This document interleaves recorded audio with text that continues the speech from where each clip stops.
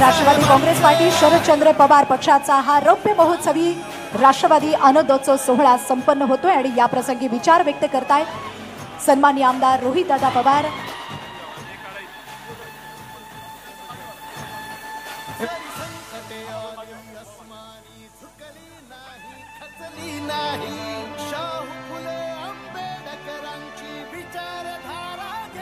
आज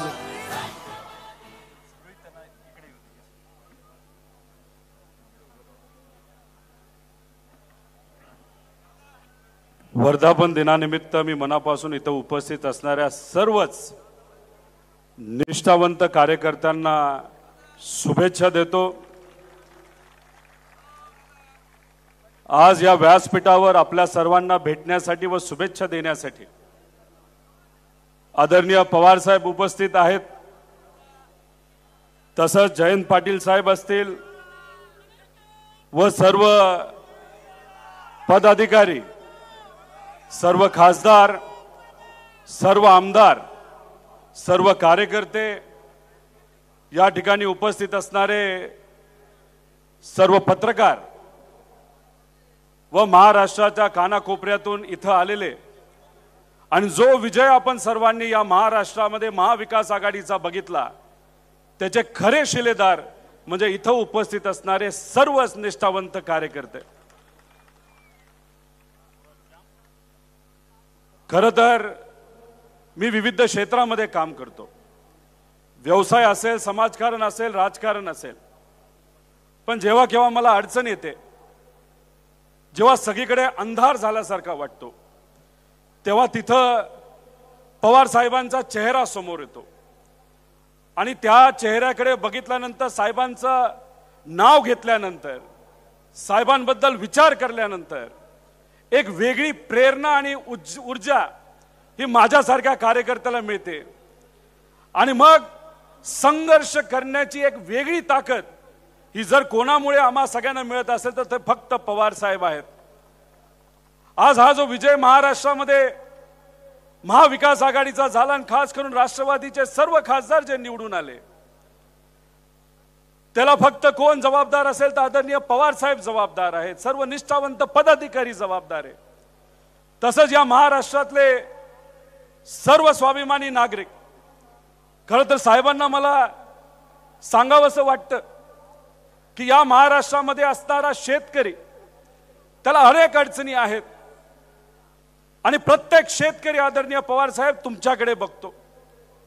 युवांना अडचणी आहेत, युवा सर्व तुमच्याकडे बघतात, विद्यार्थी असतील, महिला असतील, या महाराष्ट्रातल्या सामान्य लोकांना जेव्हा केव्हा अडचण येते तेव्हा ते तुमच्याकडे बघतात। पवार साहेब हे आपल्यासाठी संघर्ष करतायत आणि मग पवार साहेबांबरोबर भक्कमपणे आपण राहिलं पाहिजे अशी भूमिका महाराष्ट्रातल्या जनतेने आज तिथं घेतली, म्हणून हा विजय आपण सर्वजण बघू शकतो। पवार साहेब फक्त व्यक्ती नाही, पवार साहेब एक विचार आहे, संघर्षाचा, लढण्याचा, स्वाभिमानाचा विचार आहे आणि आज खरं तर आम्हा सर्वांना आनंद वाटतो की अख्खा महाराष्ट्र हा पवार साहेबांबरोबर भक्कमपणे त्या ठिकाणी उभा राहिला। लोकसभेच्या निवडणुकीमध्ये 10 पैकी 8 खासदार आपले निवडून आले। सर्व खासदारांना मी मनापासून त्यांचं अभिनंदन करतो। तसंच 2 आपले उमेदवार हे मनापासून लढले, पण दुर्दैवाने त्यांना यश मिळू शकलं नाही, पण ज्या जिद्दीने ते लढले त्यांचं सुद्धा अभिनंदन या ठिकाणी मी करतो आणि सर्व मतदारांनी ज्यांनी महाविकास आघाडीच्या प्रत्येक उमेदवाराच्या पाठीमागे भक्कमपणे उभे राहिले त्यांचे सुद्धा मी अभिनंदन करतो। तसंच महाविकास आघाडीचे सर्व घटक पक्ष, त्याचे सर्व नेते यांचा सुद्धा आभार त्या ठिकाणी व्यक्त करतो। संघटनेच्या माध्यमातून जयंत पाटील साहेबांनी सुद्धा खूप मनापासून आणि खूप मोलाची अशी भूमिका त्या ठिकाणी बजावली, त्यांचा आभार या ठिकाणी मी व्यक्त करतो। आपल्या पक्षाचा स्ट्राइक रेट जर बघितला तर 10 पैकी 8 खासदार आपले निवडून आलेले आहेत, पण जी नकली राष्ट्रवादी आहे, जी चोरलेली राष्ट्रवादी, त्याचा स्ट्राइक रेट फक्त 25% आहे। भाजपचा स्ट्राइक रेट हा 34% आहे। त्यामुळे पलीकडे पैसा असला, सत्ता असली, दबाव तंत्र असलं, काही असलं तरी लोकांनी त्या लोकांना नाकारलेलं आहे. कारण का आपण जेव्हा लढत होतो तेव्हा सामान्य लोकांची भूमिका घेत सामान्य लोकांच्या अडचणीवर आपण बोलत होतो. आणि भाजप आणि त्यांचे मित्र पक्ष कशावर बोलत होते तर फक्त द्वेषावर बोलत होते. समाजामध्ये जाती धर्मामध्ये वाद निर्माण करण्याचा ते प्रयत्न करत होते. पवार साहेब कांद्यावर बोलत होते, बेरोजगारीवर बोलत होते, महिला सुरक्षतेबद्दल बोलत होते. आणि मोदी साहेब इथे येऊन काय बोलत होते तर हिंदू मुस्लिम बोलत होते, जाती जातीमध्ये तेढ निर्माण करत होते. आज लोकांना काय पाहिजे तर हाताला काम आणि पोटाला अन्न पाहिजे. आणि त्या विषयावर तुम्ही आणि आपण सर्वजण लढलो म्हणून त्या ठिकाणी यश हे आपल्या सर्वांना मिळालं. आणि हे लोकसभेचं यश हे आपल्या मस्तकात गेलं नाही पाहिजे. कारण का विधानसभा पुढे आहे, आपल्या जमिनीवर राहून लोकांच्या हितासाठी त्या ठिकाणी येत्या काळामध्ये लढायचे हे आपण सर्वांनी समजून घेतलं पाहिजे. पवार साहेबांवर अनेक मोठे नेते विरोधातले टीका करत होते. आपले नेते जे पलीकडे गेलेले आहेत ते म्हणायचे पवार साहेबांनी विश्रांती घेतली पाहिजे. पवार साहेबांनी त्यांच्यातल्या काही नेत्यांना या लोकसभेमध्येच विश्रांती दिली. आता येणाऱ्या विधानसभेमध्ये राहिलेले जे कोणी असतील त्यांना सुद्धा पवार साहेब विश्रांती देतील अशी परिस्थिती आहे. लोकसभा फक्त ट्रेलर होतं आणि येणारी विधानसभा हे खऱ्या अर्थाने पिक्चर असणार आहे. जिथून कोण भाजप या महाराष्ट्रातून मित्र पक्ष हे हद्दपार झालेले आपल्या सर्वांना तिथं बघायला मिळतील. भाजपचे एक नेते कुठल्या तरी मुलाखतीमध्ये बोलत होते की शरद पवार जी की राजनीति का एरा समाप्त हो गया. काल सेंट्रल हॉल मध्ये बसले होते. त्यांच्या चेहऱ्यावरचे हावभाव बघितल्यानंतर त्यांची आजची काय परिस्थिती आहे हे आज आपल्या सर्वांना तिथं कळतं. आणि ती जर कुणी केली असेल तर या पैलवानाने या वस्तादांनी त्या ठिकाणी या इलेक्शन मध्ये करून दाखवलेली आहे. मी फक्त एवढंच म्हणेल, येत्या काळामध्ये काही लोक म्हणतील, नाही तर मी सुद्धा कदाचित म्हणेल मी किंग मेकर आहे, मी सेनापती आहे. अहो एक दोन सेनापतीचं हे काम नव्हतं. महाराष्ट्रामध्ये असणाऱ्या तुमच्या सारख्या सामान्य त्या ठिकाणी जे कार्यकर्ते त्यांच्यामुळे हा यश मिळालेले, कुणी एका दुसऱ्या नेत्यामुळे नाही.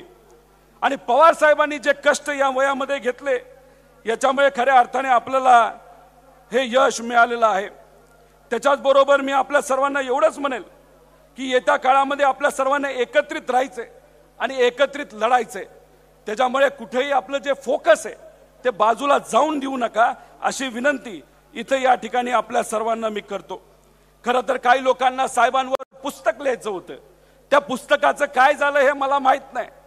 पण लोकसभेमध्ये जो महाविकास आघाडीला विजय मिळालाय त्याच्यावर नक्कीच एक चांगलं पुस्तक लिहिलं जाऊ शकतं.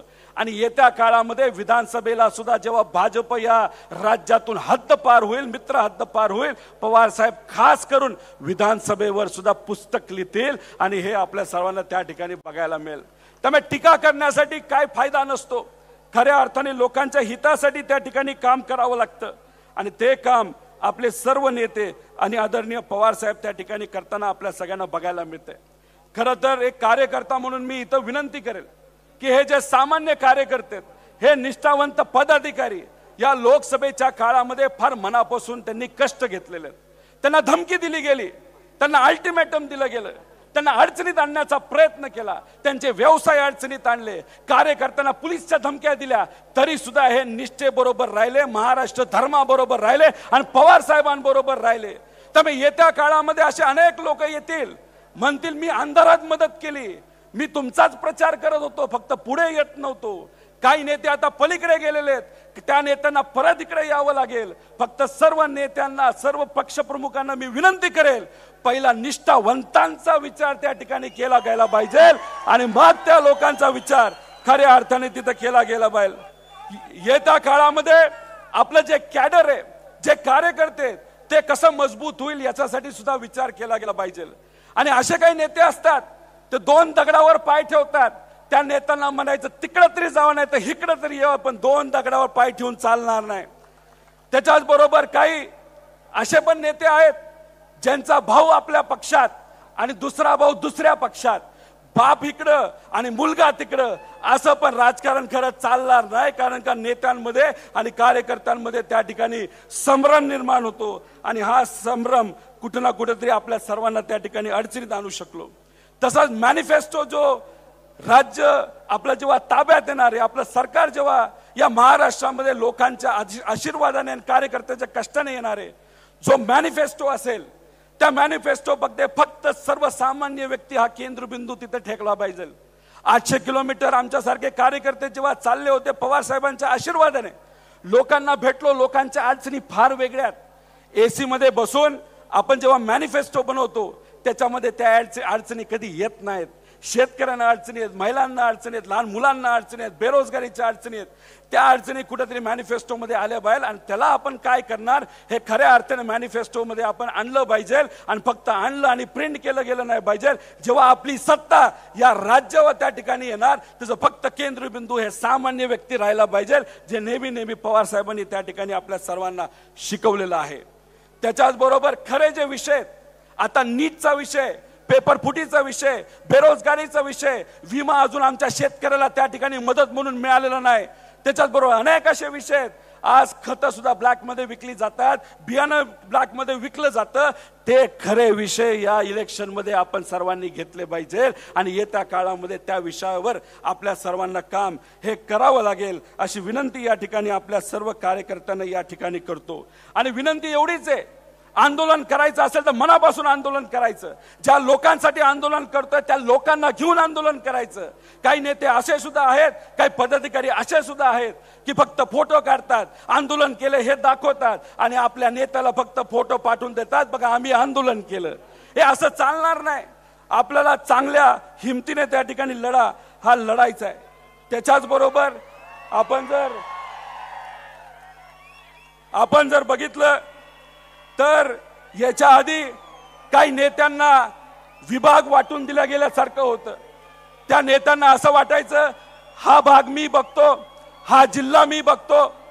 पण सुदैवाने असं आपल्याला म्हणावं लागेल, काही नेते भाजप बरोबर गेल्यानंतर आता ती वृत्ती आपल्या या पक्षामध्ये राहिली नाही. आपला पक्ष हा साफ झालाय. आपल्या संघटनेला येत्या काळामध्ये आपल्याला ताकद ही द्यायला लागेल. जसा कार्यकर्ता निष्ठावंत असतो तसाच आपला नेता पण निष्ठावंत आहेच. आणि याच्या पुढे सुद्धा असेच नेते आपल्याला पुढे आणावे लागतील ज्यांची निष्ठा हे आपल्या सर्वांसाठी अतिशय महत्वाचं आहे. त्यामुळे मी जाता जाता फक्त एकच आपल्या सगळ्यांना सांगेल की पवार साहेब हे ब्रह्मास्त्र आहे.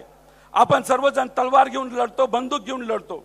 त्यामुळे ब्रह्मास्त्र जे आहे ना, तर जे आपलं मोठं अस्त्र आहे ते सगळ्यात शेवट वापरलं गेलं पाहिजे. आधी आपण सर्वांनी लढलं पाहिजे आणि मग शेवट जर बॉम्ब टाकायचा असेल तर पवार साहेबांसारखं मोठं नेतृत्व त्या ठिकाणी आपण पुढे केलं पाहिजे.